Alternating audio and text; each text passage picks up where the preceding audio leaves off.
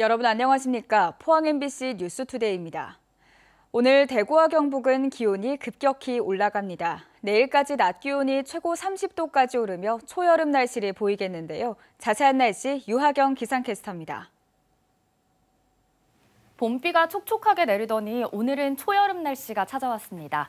현재 대구의 기온은 14도로 시작하는데요. 낮부터는 기온이 껑충 오르겠습니다. 어제 대구의 낮 최고 기온은 20.7도, 오늘은 5도 이상 올라 26도 예상됩니다. 아침보다도 10도 이상 기온이 오르겠습니다. 낮에도 반소매 차림이 어색하지 않겠는데요. 특히 내일 대구와 경북 남부 일부 지역은 낮에 기온이 30도를 넘는 곳도 많겠습니다. 이른 초여름 더위는 내일까지 이어질 전망입니다. 비의 영향으로 오늘 우리 지역 미세먼지 농도는 보통 수준 예상되고요. 기온 변동이 큰 만큼 아침에는 안개 낀 곳이 굉장히 많습니다. 수요일 아침 대구와 경북 내륙에는 가시거리 200m 미만의 짙은 안개가 끼어 있고요. 경북 동해안에도 가시거리 1km 미만의 안개가 낀 곳이 많아 안전운전하시기 바랍니다. 한편 갑자기 오른 기온에 일교차도 매우 커지겠는데요. 대구와 경북 대부분 지역에서 낮과 밤의 기온차가 10도에서 많게는 15도 가까이 벌어지겠습니다. 30도에 가까운 이른 더위는 내일 낮까지 이어지겠고요. 토요일부터는 다시 평년 수준의 기온을 회복할 전망입니다. 날씨였습니다. 그제 보도해드린 건설 현장의 사토를 농경지에 너무 높게 성토하는 문제는 비단 포항시만의 일은 아닌데요. 경기도 등에선 이미 성토 높이를 50cm나 1m를 넘지 못하게 제한하는 조례를 시행하고 있어서 포항시와는 대조적입니다. 장성훈 기자가 보도합니다. 높이 2m에 가까운 성토로 생긴 거대한 경사면과 파묻혀버린 배수로. 올여름 집중호우에 견뎌낼지 위태롭습니다. 일단 민간공원 특례 사업 탓에 엄청난 양의 사토가 발생하는 상황에서 지가 상승과 농지 개량 등을 목적으로 농지 주인들이 너도나도 성토에 나선 결과입니다. 침수가 우려된다. 그럼 마을까지 침수가 될 수 있다. 배수장 가동도 어렵다. 이런 걸 다 얘기를 했었는데 이게 지금 개인적으로 전부 성토가기 때문에 저희들이 어떻게 할 수가 없었습니다. 무리한 성토는 포항시 농경지 전역으로 빠르게 확산되고 있습니다. 각종 도시개발 사업하면 사토가 많이 발생될 것으로 예상됩니다. 현행 법률은 2m 이내의 농경지 성토는 허가 없이 가능하다고 정하고 있지만 실제 현실에선 심각한 부작용을 낳고 있는 겁니다. 포항시를 포함한 경북 지자체들은 모두 이 같은 법과 현실 간의 괴리를 지켜만 보고 있습니다. 하지만 경기도 등의 일부 지자체들은 성토 높이를 최소한으로 제한하는 조례를 만들어 이미 시행하고 있습니다. 다른 시군의 조례를 검토해 보니까 경기도 지역에서는 실제로 이런 문제 때문에 높이를 제한하는 조례를 개정해서 시 차원에서 대책을 마련하고 있었습니다. 전문가들은 주변 여건을 고려하지 않은 무리한 성토는 예상 불가능한 침수 피해와 농업용수 부족을 유발할 가능성이 높다며 농경지 성토 높이 제한을 위한 조례 제정이 시급하다고 지적했습니다. MBC 뉴스 장성훈입니다. 정부가 영덕 천지원전 백지화로 당초 지급했던 원전 지원 사업 가산금 등 409억 원을 지난 2021년 모두 회수해 갔는데요. 영덕군이 이에 반발해 정부를 상대로 행정소송을 제기했지만 최근 1심 판결에서 패소했습니다. 정부가 원전 건설 계획을 번복하는 바람에 10여 년간 일방적 피해를 겪어온 주민들은 부당한 판결이라며 반발하고 있습니다. 김영일 기자가 보도합니다. 정부가 지난 2012년 천지원전 건설을 추진했던 원전 예정지입니다. 당시 원전을 유치한 대가로 정부는 영덕군에 380억 원의 특별지원사업 가산금을 지급했는데 이후 신규 원전 건설 계획이 백지화되면서 정부가 영덕군에 줬던 돈을 이자까지 붙여 모두 회수해갔습니다. 영덕군은 지난 2021년 이에 반발해 행정소송을 제기했고 최근 1심 판결에서 패소했습니다. 영덕군은 원전 건설 요청에 동의하고 사전 신청한 지자체에 정부가 제공한 불가역적인 인센티브라고 주장한 반면 정부는 원전 건설을 위한 지원금인 만큼 건설 계획이 취소된 상태에서 법적 근거가 상실됐다는 입장인데 법원의 판결은 정부의 손을 들어줬습니다. 영덕군은 항소 여부를 신중히 검토하고 있습니다. 패소를 했습니다마는 판결문의 내용을 면밀히 검토해서 주민들의 어떤 보이지 않는 피해에 대해서도 보상받을 수 있는 방안이 있는지 잘 검토해서 대응하도록 하겠습니다. 영덕군은 천지 원전 때문에 지역민들이 찬반으로 갈려 큰 사회적 갈등을 빚었고 원전 예정구역으로 묶여 있었던 주민들도 10년간 재산권을 제대로 행사하지 못해 심각한 경제적 피해를 겪어왔다며 이번 판결에 대해 반발하고 있습니다. 그 10년 동안 보상 못 받은 피해 지역에 조금이라도 보상을 해줘야 되는 게 그게 정당한 거거든요. 뭐 정부가 이렇게 한다면은 누가 뭐 땅을 내주겠으며 정부를 협조하겠으며 진짜 우리 마을 주민들은 진짜 원전 소리만 나오면 피가 끓는다니까. 일방적인 원전 정책 변화로 인한 피해를 영덕군이 고스란히 떠안게 되면서 정부와 한수원에 대한 불만이 갈수록 커지고 있습니다. MBC 뉴스 김혁일입니다.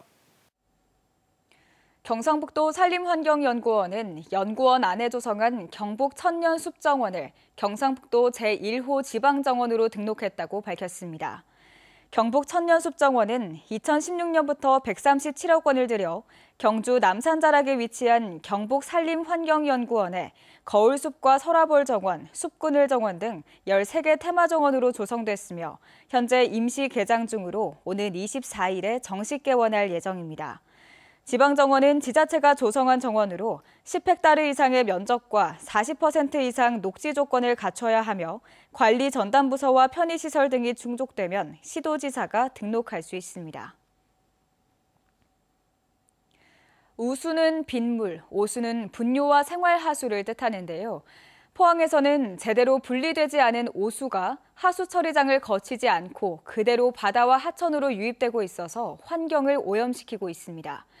어제 열린 포항시의회 시정질문에서는 해결책을 요구했습니다. 이규설 기자가 취재했습니다.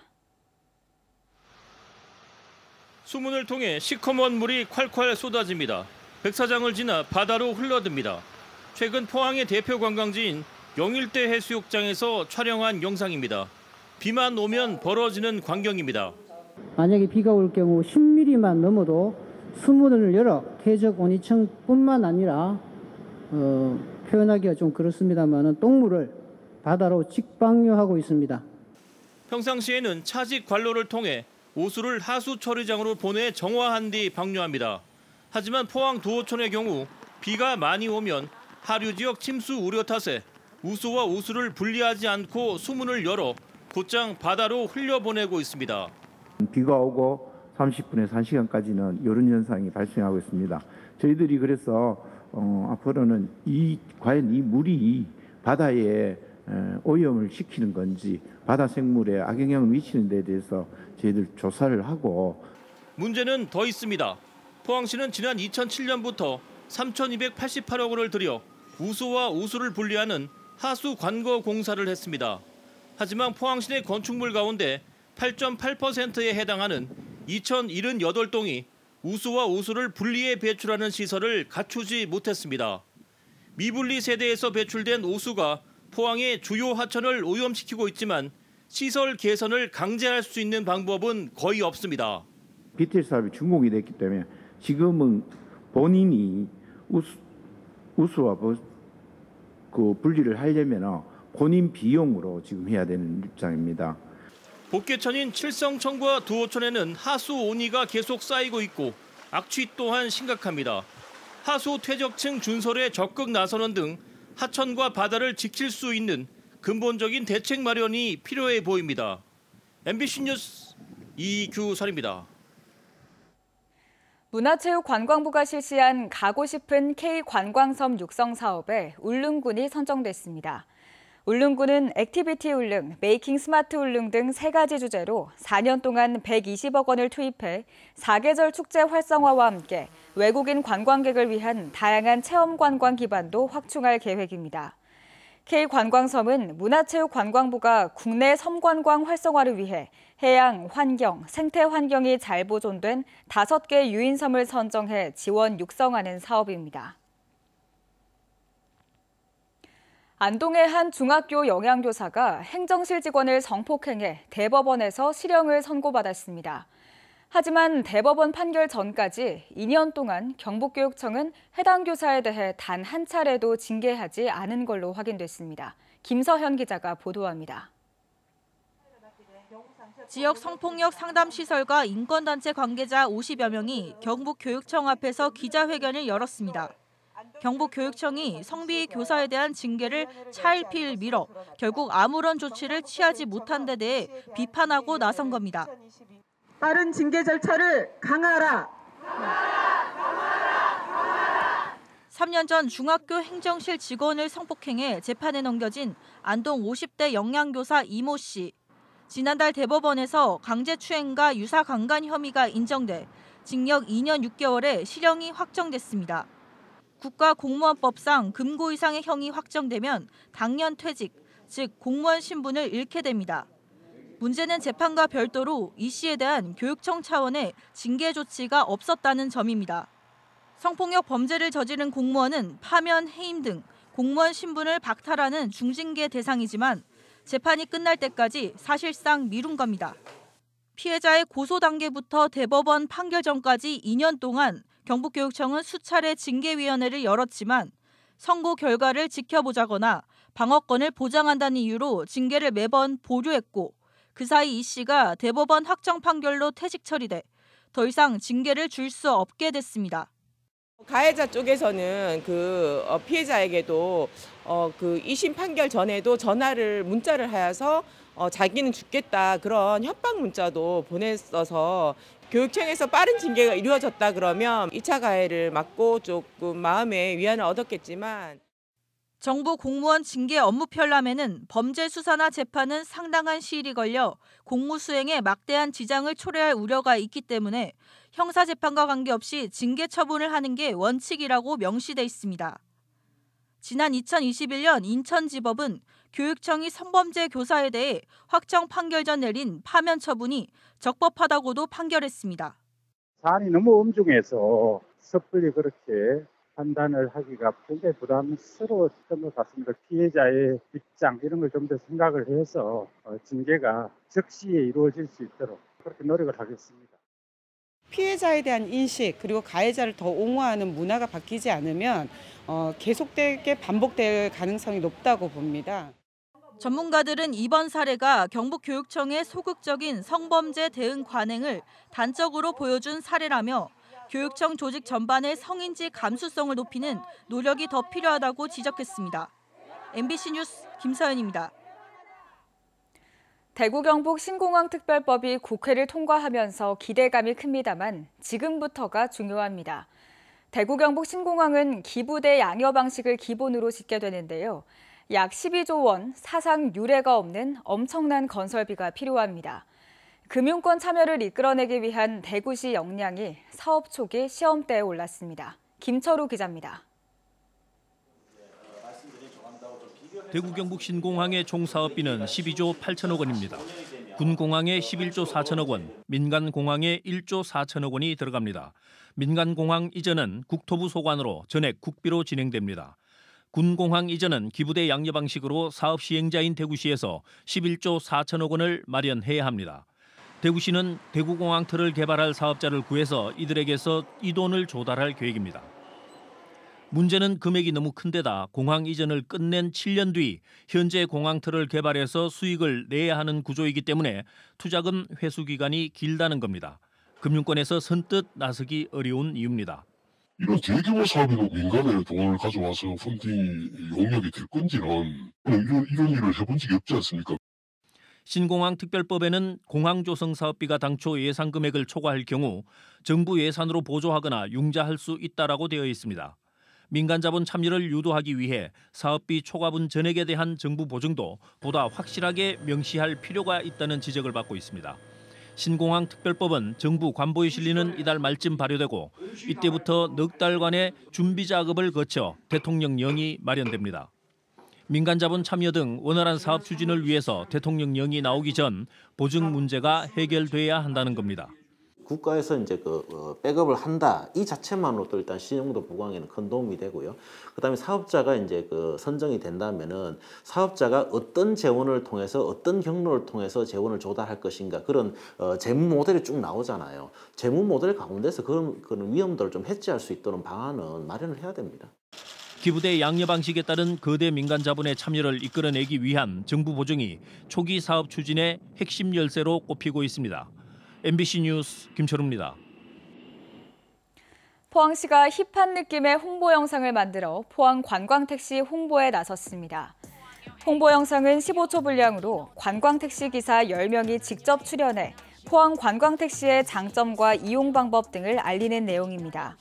포항 관광택시는 경험 많은 택시기사와 함께하는 맞춤형 택시 서비스로 관광택시를 이용하는 손님에게는 관광 해설 서비스와 다양한 관광 정보를 제공합니다.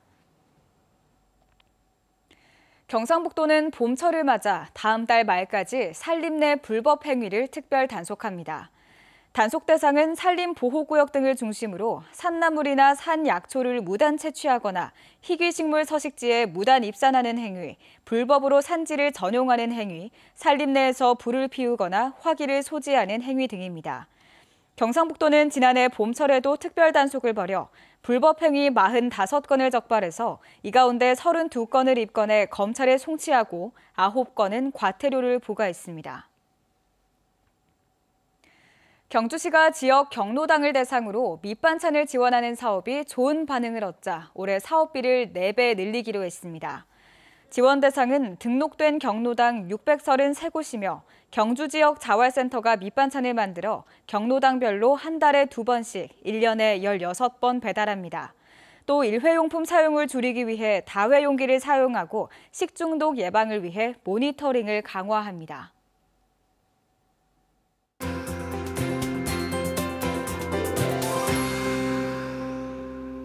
봄비가 촉촉하게 내리더니 오늘은 초여름 날씨가 찾아왔습니다. 현재 대구의 기온은 14도로 시작하는데요. 낮부터는 기온이 껑충 오르겠습니다. 어제 대구의 낮 최고 기온은 20.7도, 오늘은 낮 기온 어제보다 5도가량 올라 26도 예상되고요. 아침보다도 10도 이상 기온이 오르겠습니다. 낮에도 반소매 차림이 어색하지 않겠는데요. 특히 내일 대구와 경북 남부 일부 지역에는 낮에 30도를 넘는 곳도 많겠고요. 이번 이른 초여름 더위는 내일까지 이어질 전망입니다. 비의 영향으로 오늘 우리 지역 미세먼지 농도는 보통 수준 예상됩니다. 기온 변동이 큰 만큼 아침에는 오늘 안개 낀 곳이 굉장히 많은데요. 오늘 아침 대구와 경북 내륙에는 가시거리 200m 미만의 짙은 안개가 끼어 있고요. 경북 동해안에도 가시거리 1km 미만의 안개가 낀 곳이 많아 안전운전하시기 바랍니다. 한편 갑자기 오른 기온의 일교차도 매우 큽니다. 대구와 경북 대부분 지역에서 낮과 밤의 기온차가 10도에서 많게는 15도 이상 벌어지겠습니다. 위성 영상 보시면 오늘 전국적으로 서해상에서 동쪽으로 이동하는 고기압의 영향을 받겠고요. 우리 지역은 구름 많겠습니다. 다음은 자세한 지역별 날씨입니다. 대구의 아침 기온 14도, 청도 16도로 시작해 낮 최고 기온은 대구 26도, 청도 24도 보이겠습니다. 현재 구미의 아침 기온 12도, 상주 10도로 출발합니다. 낮에는 구미 27도, 상주 28도 예상됩니다. 이 시각 안동의 기온 10도, 청송 11도 가리키고 있는데요.